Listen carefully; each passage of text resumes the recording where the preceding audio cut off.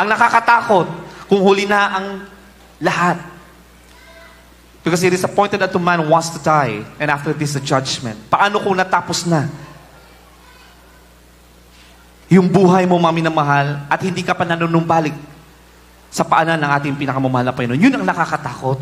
Amen? Yun ang lagi natin babantayan. Kaya sa mga nawawalang mga Kristiyano, yun ang kailangan natin ipaalala sa kanila, mga minamahal.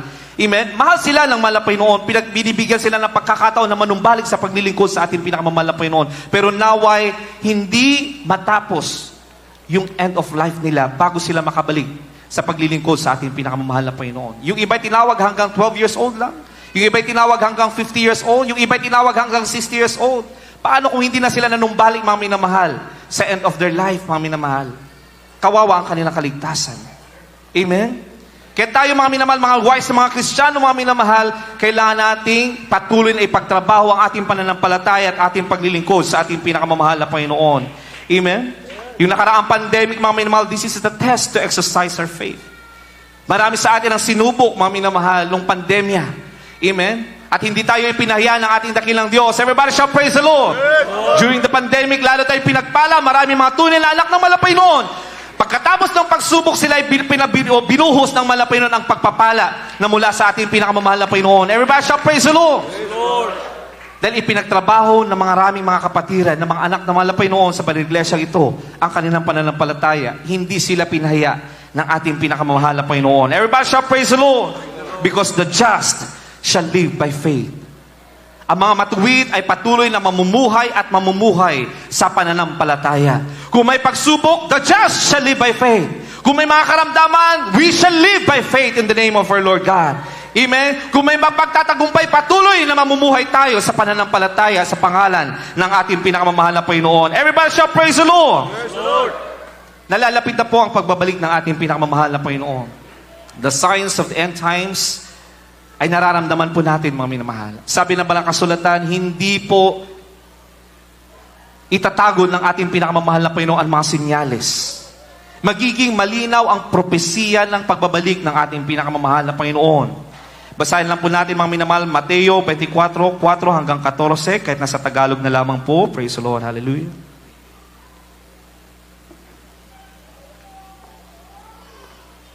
Ang Ebanghelyo ayon kay San Mateo, kabanatang 24, talatang 4 hanggang 14.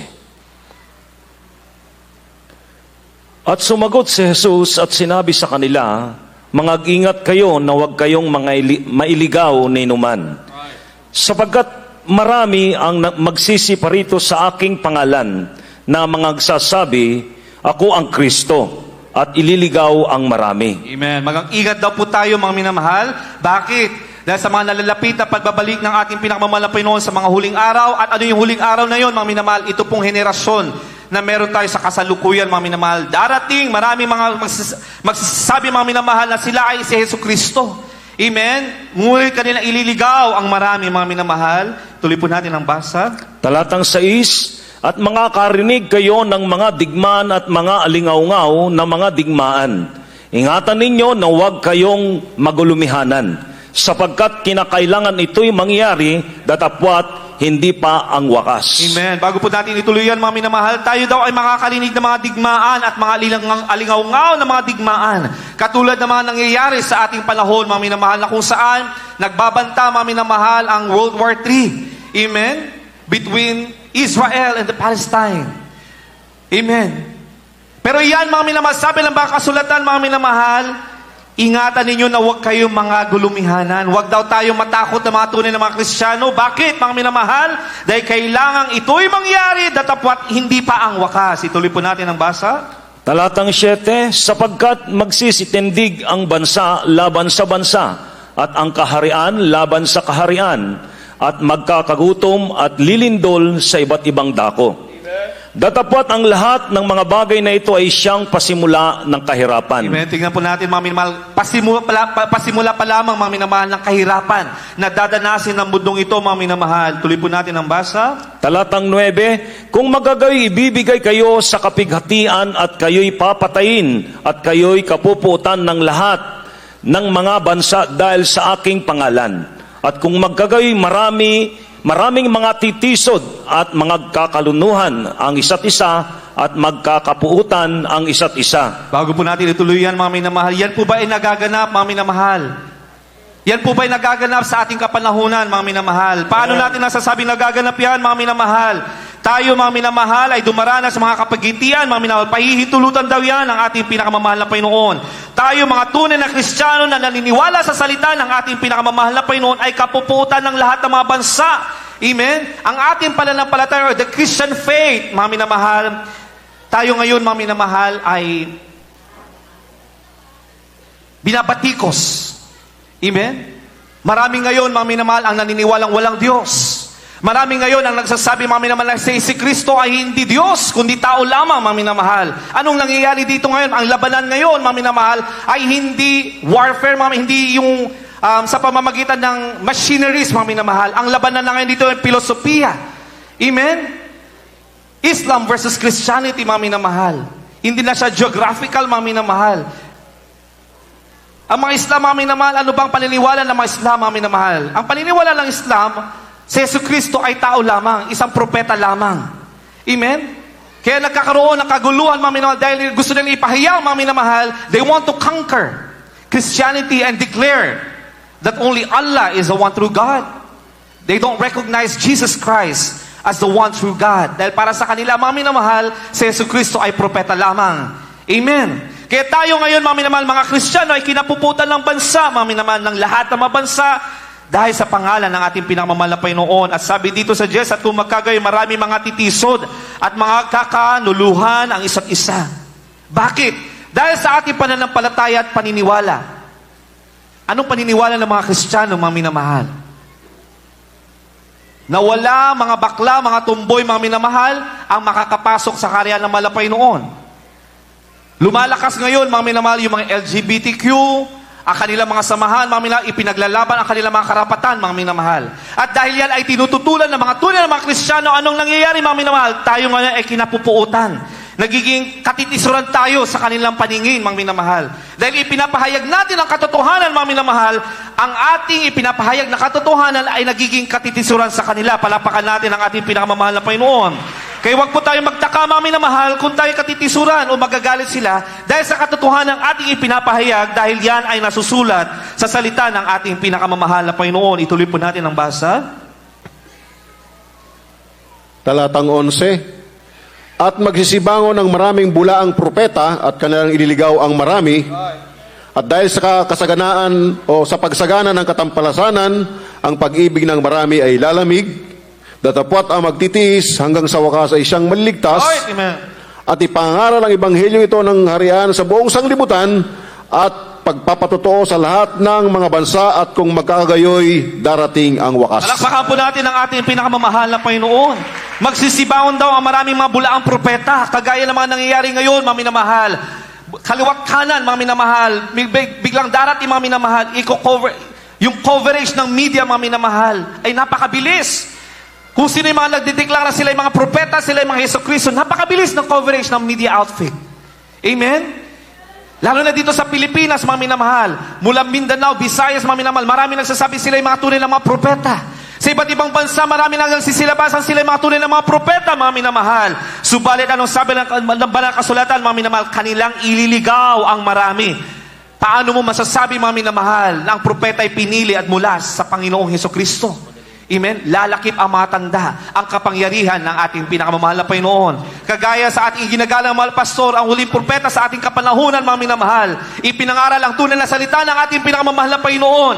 Anong nangyari, mga minamahal? Nilakipan ang kapangyarihan ng ating pinakamamahal na Panginoon. Hindi magagawa ng kaaway o kapangyarihan ng kaaway na magbago ng buhay. Ang kaaway pwede siyang magpagaling ng karamdaman, subalit hindi kaya magbago ng buhay ang kapangyarihan ng kaaway. Amen? Sa pananaglesyang ito ng Jesus Miracle Crusade International Ministry, mga minamahal, bago pa tayo makakamit ng kapangyarihan, ng kagalingan, kaginhawaan, mga minamahal, sa ating mga karamdaman, unang-una tayo na binago muna ng ating pinakamamahal na Panginoon. Babaguhin muna tayo ng ating pinakamamahal na Panginoon sa ating puso't kaisipan, mga minamahal, bago ipagkakalob ng ating pinakamamahal na Panginoon ang kanyang kapangyarihan. Everybody shout, praise the Lord! Amen? Datapwat ang magtitiis hanggang sa wakas ay siyang maliligtas. But he that shall endure unto the end, the same shall be saved. Palakpakan po natin ang ating pinakamamahal na Panginoon. Bakit po tayo nagtitiis, mga minamahal? Sa kabila ng mga pagsubok, mga minamahal, 20 years man tayo naglilingkod, mga minamahal, umabot man tayo ng 40, mga minamahal, 40 years or 45 years, 50 years, mga minamahal, bakit natin pinagtitiisan, mga minamahal? Hindi sa ganang atin, mga minamahal, na tayo nagtitiis, kundi dahil sa Espiritu ng ating pinakamamahal na Panginoon na nananahan sa ating mga puso kung bakit tayo ay nananatiling naglilingkod sa ating pinakamamahal na Panginoon. Everybody shall praise the Lord. Kaya walang ni isa sa atin ang pwedeng magmalaki na tayo nakatayo pa at naglilingkod na matibay sa harapan ng mahal na Panginoon. Dahil yan sa habag ng ating pinakamamahal na Panginoon, sa pangunguna't panalangin ng ating ginagalang na mahal pastor. Dahil kulang ang propeta ng ating pinakamamahal na Panginoon, walang tao ng Diyos na patuloy na nanalangin sa atin araw at gabi, mga minamahal. Maaaring tayo babagsak sa ating mga pananampalataya. Subalit dahil tayo, mga minamahal, ay nasa buong katotohanan, mga minamahal, we are covered by their prayers, mga minamahal. Pinagkalooban tayo ng specific, precious, and special gift of faith, mga minamahal, sa pananaglesyang ito, mga minamahal. Everybody shall praise the Lord.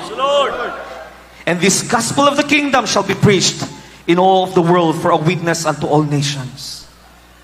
Anong nangyayari sa pananiglesia? Lumalago at lumalago ang pananiglesia ng ating pinakamamahal na Panginoon Jesus. Marami din namang katotohanan, mga apostolic churches, mga minamahal, upang gamitin din na ipahayag ang salita ng malapay noon. Lumalaganap ang tunay na doktrina at salita ng ating pinakamalapay noon, ang tunay na ebanghelyo ng ating pinakamalapay noon sa iba't ibang bansa, mga minamahal. Dahil ito ay kailangan mangyari. Bakit? Dahil ito na ang nalalapit na pagbabalik ng ating pinakamalapay noon. And then, shall the end come. Everybody shall praise the Lord. Kaya mga tunay na mga Kristiyano, mga minamahal, mula sa Pilipinas, akala nila ay hanggang doon na lamang kanilang paglilingkod. From ordinary brethren, hindi nila alam ng mga minamahal, dahil lahat ng ating hakbangin, ang ating buhay ay ayon sa plano ng malapay noon. Lahat, mga minamahal, ng nangyayari sa ating buhay ay ayon sa purpose ng malapay noon. Yung iba ay dinadala sa iba't ibang bansa, mga minamahal. Amen? Hindi nila akalain na sila din naman ay gagamitin ng malapay noon upang magkaroon ng may taguyod ang banal na iglesia ng ating pinakamalapay noon at maipahayag ang ebanghelyo ng ating pinakamalapay noon. Sa masadaling itong ilang outreaches na sa iba't ibang bansa, ang banal na iglesia ito ng ating pinakamalapay noon. Palakpakan natin ating pinakamalapay noon. More than 48 and counting. Every month, mga minamahal, may mga Kristiyano na naliligtas. At bawat mga banyagan na naliligtas sa banal na iglesia ito, mga minamahal, ay nagkakaroon ng desire na may parating o madala ang banal na ebanghelyo na kanilang narinig, mga minamahal, sa banal na iglesia ito, sa kanilang mga bansa. Ganyan kumilos ang mahal na Panginoon. Bakit? Dahil this gospel of the kingdom shall be preached in all the world for a witness unto all nations. Ano yung i-witness, mga minamahal, ng sangkatauhan? Walang iba kundi ang kapangyarihan ng ating pinakamamahal na Panginoon. Anong wini-witness po natin, mga minamahal? Kaya tayo yung tunay na mga witnesses. Amen? Walang ibang mga witnesses, mga genuine witnesses, kundi ang mga tunay na mga anak ng Diyos na may kalakip na kapangyarihan, nakamit ang kapangyarihan mula sa ating pinakamamahal na Panginoon. Those are the things that we have to witness. Yung pagbabago ng ating buhay, mga minamahal, kagalingan ng ating mga karamdaman, kalutasan ng ating mga problema. Those are the things that we have to witness into the whole nation. Everybody shall praise the Lord. Praise the Lord. Kaya nagmamanifest ang kapangyarihan ng malapay noon sa bawat buhay ng mga tunay na mga Kristiyano dahil yun ang ating gagamitin to be a witness to this nation. Gagamitin daw natin patotoo ang bawat ginagawa ng malapay noon sa ating mga buhay. Kaya hindi natin pwedeng ikahiya ang ebanghelyo ng ating pinakamalapay noon. Bakit? Dahil bawat isa sa atin, mga minamahal, ay makanya-kanya tayong mga patotoo. Everybody shall praise the Lord. Hindi dahilan, mga minamahal, hindi ko po alam ang bersikulo. Baka tanungin ako ng punto por puntong bersikulo, mga minamahal. Hindi po mahalaga yan, mga minamahal. Dahil mismo ang Espiritu ng mahal na Panginoon ang maglalagay ng mga bawat katataga sa ating mga bibig upang ating ipahayag ang kadakilan ng ating pinakamamahal na Panginoon. Unang-una dyan, mga minamahal, yung mismong patotoo natin. Yung pagbabago natin, mga minamahal. Share mo pa lang ang pagbabago ng iyong buhay, kung paano kayo pinagpala, binago ang iyong buong sambayan, mga minamahal. Doon pa lang, you are sharing the gospel of the Lord. Because the change of life, ang pagbabago, ang kagalingan, mga minamahal, ay ayon sa salita ng malapay noon. Therefore, what you are sharing is the word of God. Amen? In the form of testimony. Everybody shall praise the Lord. Kaya hindi pwedeng rason, mga minamahal, yung hindi ko alam yung versikulo, punto per puntong versikulo, baka ako'y mapahiya, mga minamahal. Mahal na Panginoon, sa pamamagitan ng Kanyang banal na Espiritu, ang tutulong sa atin upang ipahayag, to become a witness sa mga nangangailangan. Everybody shall praise the Lord. Basahin po natin, mga minamahal, 2 Peter chapter 1. Malapit na po tayo matapos. 19 up to 21. Isunod po natin John chapter 16, verse 33 and 32. Direct na po sa Tagalog? English po. Tagalog po, praise the Lord. Kalawang Pedro, Kabanatang 1, talatang 19 hanggang 21. At kami ay mayroong lalong panatag na salita ng hula, na mabuti ang inyong ginagawa kung ito'y inyong sinusundan na gaya ng isang liwanag, Right. lumiliwanag sa isang dakong madilim, hanggang sa pagbukang liwayway, at ang tala sa umaga ay sumilang sa inyong mga puso, na maalaman mo na ito, na ang alinmang hula ng kasulatan ay hindi nagbuhat sa saling pagpapaliwanag. Sapagkat hindi sa kalooban ng tao dumating ang hula kailanman, kundi ang mga ito ay nagsalita buhat sa Diyos na nagaudyukan ng Espiritu Santo. Palakpakan po natin ang ating pinakamamahal na Panginoon. Ang bawat propesiya, mga minamahal, ay malinaw na ipapahayag ng ating pinakamamahal na Panginoon. Amen? Sa pag-aaral ng mga scholar ng salita ng ating pinakamamahal na Panginoon, ayon sa kanilang pag-aaral, 90% of the prophecies of the Lord pertains to the end times. Amen? 90% of the prophecies of the Lord in the Holy Bible, in the Holy Scripture, pertains to the final coming of the Lord, the end times. At lahat yan, mga minamahal, ay malinaw na ipinapahayag sa bawat isa sa atin, lalo na sa mga tunay na mga Kristiyano. Amen? Kaya sa bawat kaganapan, mga minamahal, na nangyayari sa ating sanlibutan o sa ating kapaligiran, mga minamahal, makikita mo daw ang mga tunay na Kristiyano. Anong katangian ng mga Kristiyano, ng mga tunay na mga Kristiyano? Sila ay natutuwa.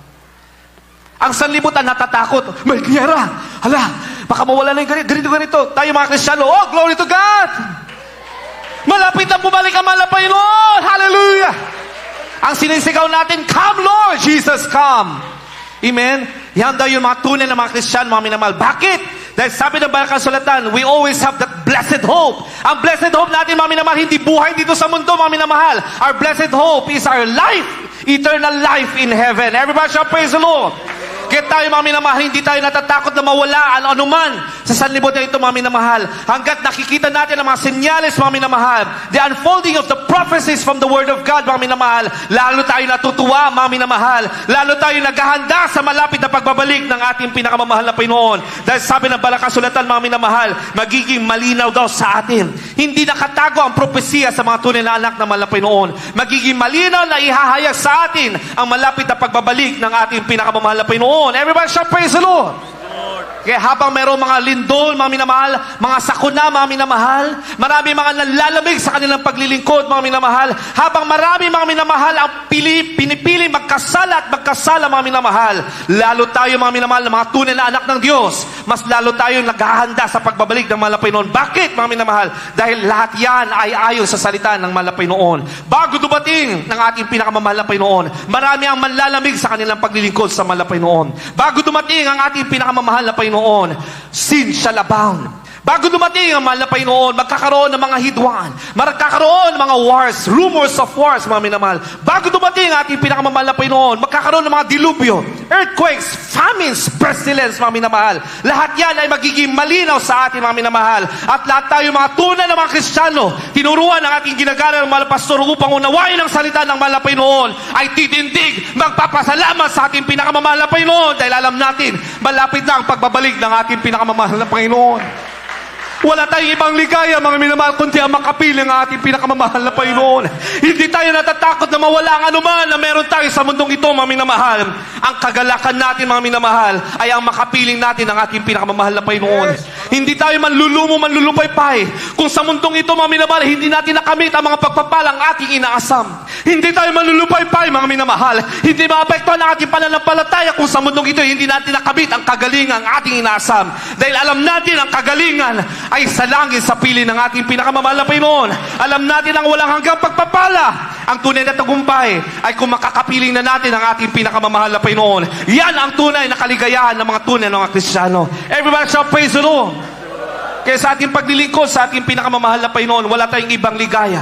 Wala tayong ibang nais, mga minamahal, kundi ang patuloy na mapalubdan ng ating pinakamamahal na Panginoon. Ang kaligayahan ng mga tunay na Kristiyano ay patuloy na magamit ng ating pinakamamahal na Panginoon. Ang kaligayahan ng mga Kristiyano, mga minamahal, ay pinipilit pagsumikapan sa kabila ng mga pagsubok, sa kabila ng mga kahinaan, mga minamahal na meron sa mundong ito. Pinipilit nila ang pagluwalhatian, palubdahan ng ating pinakamamahal na Panginoon. Yan ang ating kagalakan. Amen? Mahirap man sa ating mga trabaho, mga minamahal, kailangan natin magsakripisyo. Pero yan ay ang kaligayahan natin bilang tunay mga Kristiyano. Pinipilit natin dumalo, mga minamahal. Sa kabila ng kawalan, pinipilit natin sundin ang kalooban ng Malapaynon na magbigay, sumuporta sa gawain ng Malapaynon. Hanggang sa walang-wala na tayo, pipilitin pa rin natin sundin ang kalooban ng Malapaynon. Hanggang sa kauli-hulihan ng ating buhay, pipiliin natin sundin ang kalooban ng Malapaynon sa ating buhay. Yan ang kalooban ng Malapaynon. At yan ang nais ng ating pinakamamahal na Panginoon. Bakit? Because the just shall live by faith. Tayo mga tunay, mga minamahal na anak ng Diyos, ay mamumuhay ayon sa ating pananampalataya sa ating pinakamamahal na Panginoon. Tayo pong lahat ay tumayo, mga minamahal. Praise the Lord. Ating pong awitan ng ating pinakamamahal na Panginoon. Ang pangako ng ating dakilang Diyos, mga minamahal, ay buhay sa piling ng ating pinakamamahal na Panginoon. Walang ibang ligaya kundi ang makapili ng ating pinakamamahal na Panginoon Jesus. Awitan po natin, walang ibang ligaya. Praise the Lord.